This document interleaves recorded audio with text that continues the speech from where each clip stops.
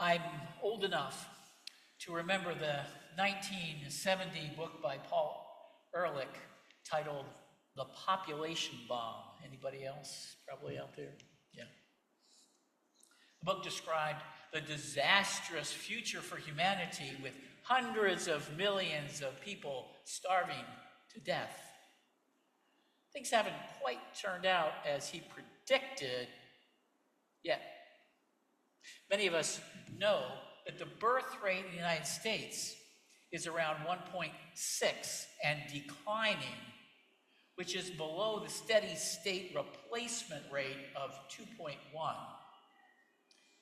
And what you may not know is the worldwide decline in birth rate started in 1950. In that year, women were having around 4.8 children. Today, the rate is lower than 2.3 and is projected to go below 2.1 replacement rate by 2100. In many developed countries, that rate is far below 2.1. In Japan, the rate is 1.2, and in Korea, the rate is 0.7. Why is this happening? I suspect many of us know why from our own lives, at least here in the United States. The economic challenges of raising a child, especially in New York City, are daunting today. Childcare is very expensive if you can find it. Education and healthcare expenses are significant deterrents. Many young folks are entering their childbearing years with massive student loan debt, facing high housing costs and insecure employment. The priority of trying to establish financial stability may further delay the decision to have children. Let us also remember family planning is new, less than maybe 100 years old. Birth control and the freedom for women to choose when to get pregnant has changed everything. Today, many couples have the freedom to prioritize career advancement, graduate education, and personal fulfillment activities over parenthood. This is especially true for children who grew up in secular households without the religious pressure to marry and have children.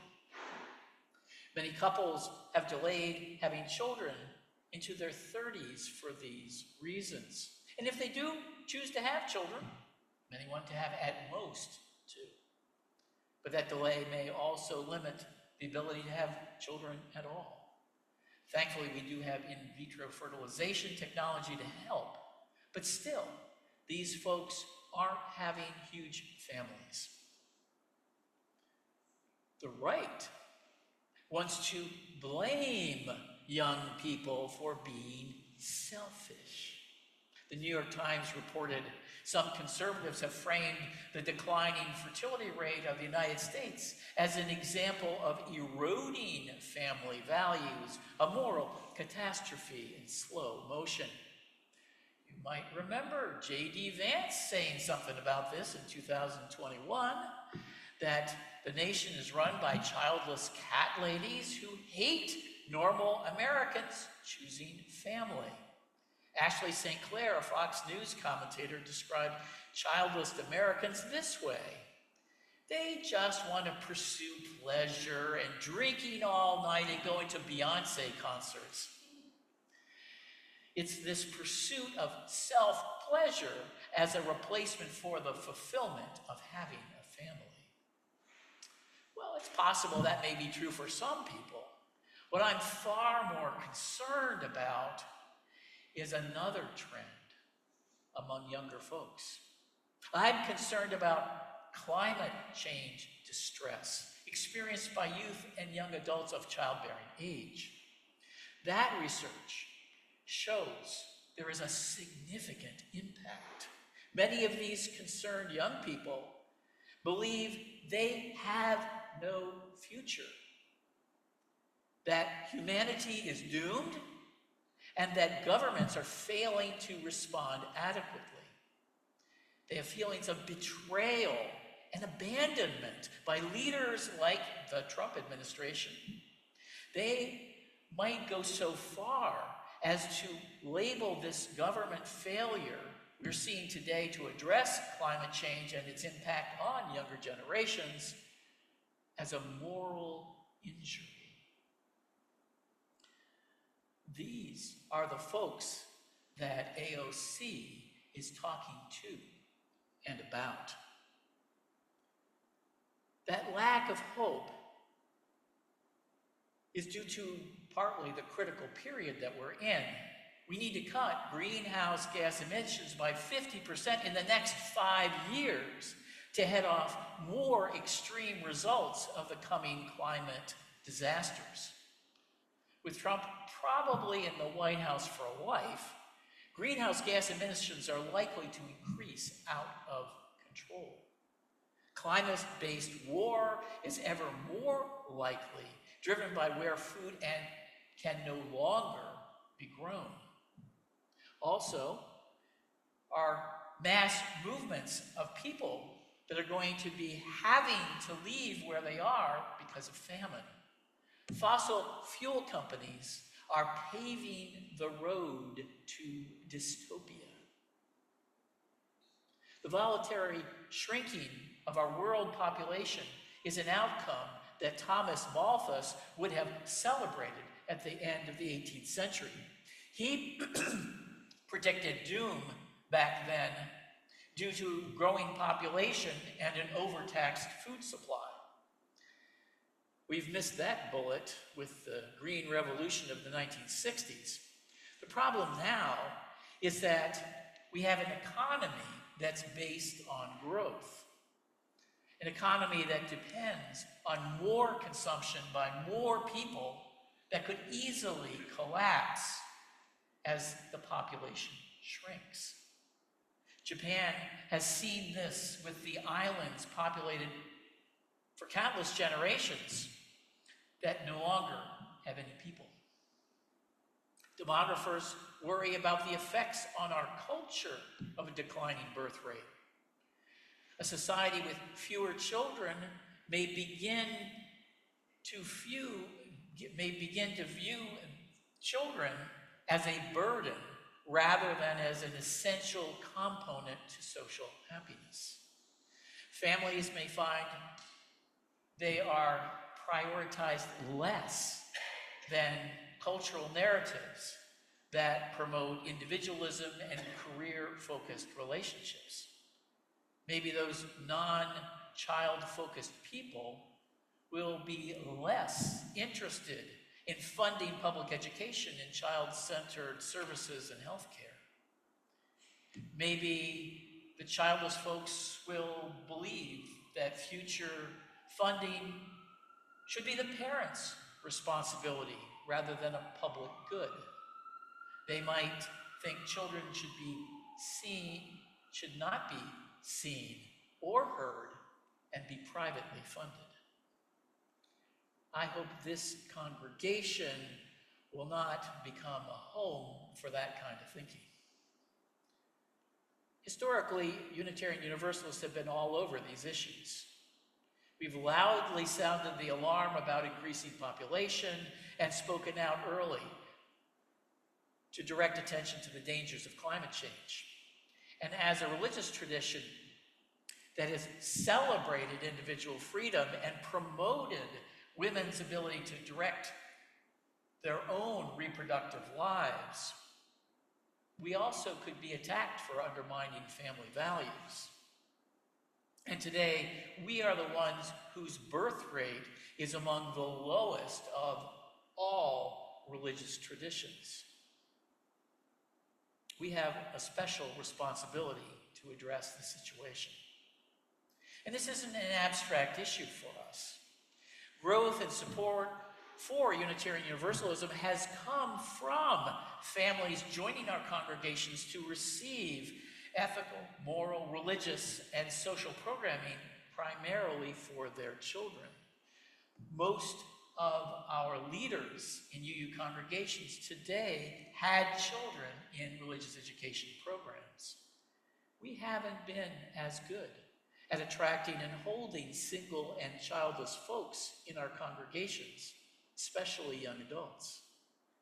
A declining birth rate could be an existential challenge for us, as it has been for the theologically liberal Presbyterian, Methodist, Baptist, and Lutheran churches. The religious organizations that are doing fine and having lots of children are the Hasidic Jews and the Amish. Let me first address the decision to have children. I fully support people making their own personal decisions whether to have children or not. Yes, the carbon footprint of having children is enormous, but that is measured by today's standards of living that may shrink significantly in the future because of climate change.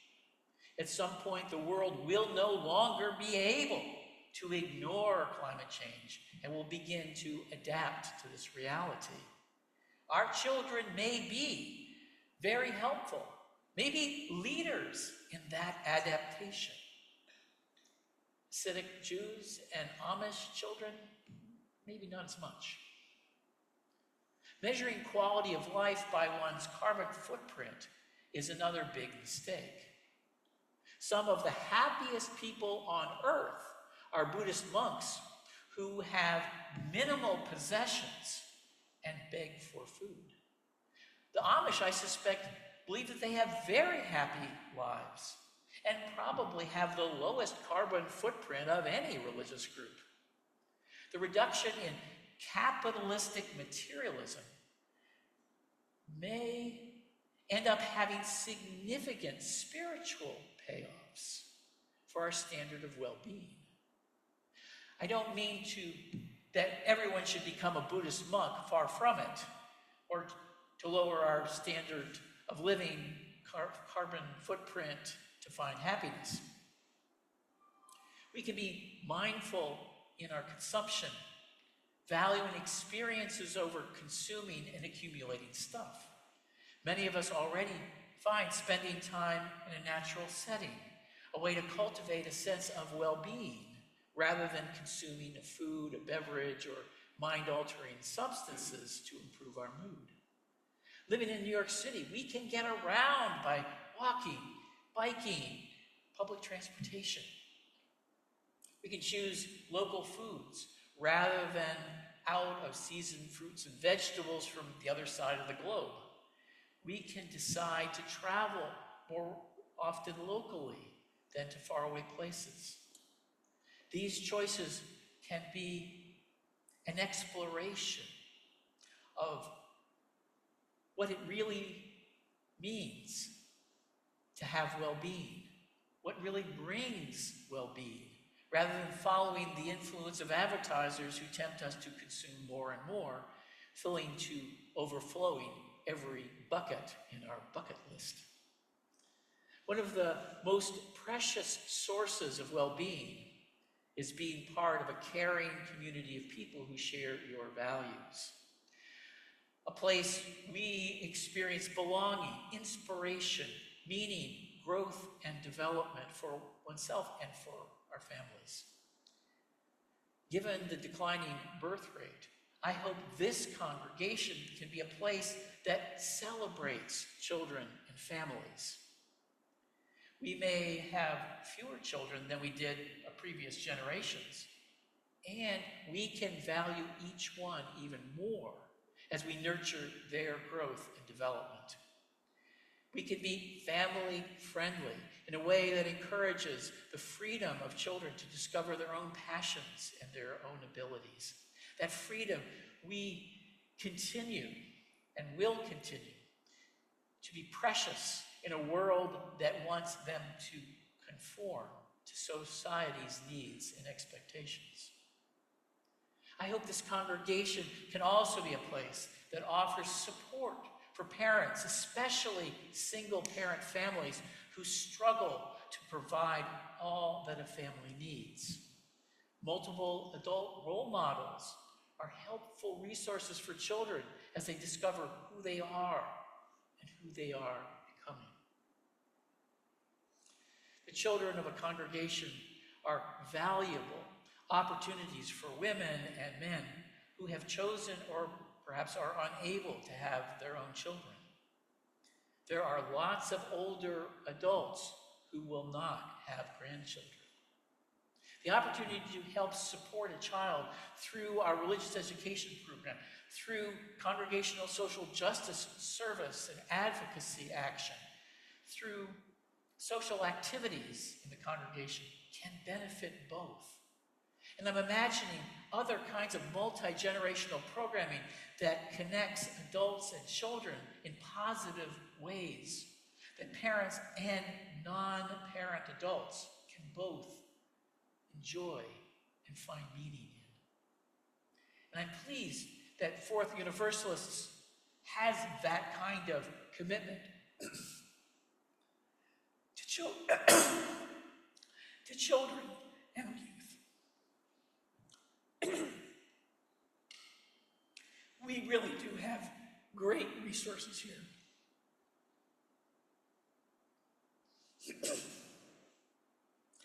One of the great strengths and capacities of Unitarian Universalism is our ability to quickly adapt to changing social conditions. Let us not wring our hands and be anxious about declining birth rates, but rather find ways to adapt that will address today's needs for both children and adults. For there to be a future for humanity, a future with humanity as part of it, we will need to have children. Let us find ways to support having children while also addressing the problems in the world that threaten the future and their future.